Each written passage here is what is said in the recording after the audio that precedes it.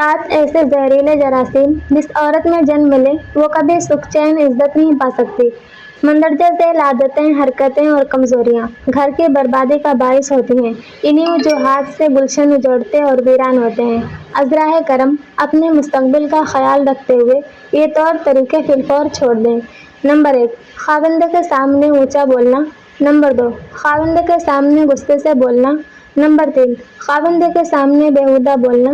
Number 4، خاوند کی غیر موجودگی میں اس کے گلے شکوے کرنا۔ نمبر 5، خاوند کے راز کو فاش کرنا یا کمی کوتاہی کی تشہیر کرنا۔ نمبر 6، خاوند کے منہ سے جذبات میں نکلنے والی بات کو بھلانے کے بجائے دل میں رکھنا۔ نمبر 7، میکے جا کر اپنے والدین یا بہن بھائیوں کو گھریلو حالات کے متعلق 1 کی 2 اور 2 کی 4 بنا کر سنانا، بھڑکانا اور اشاروں پر چلنا۔ یہ 7 ایسے زہریلے جراثیم ہیں کہ جس عورت میں جنم لے وہ کبھی سکھ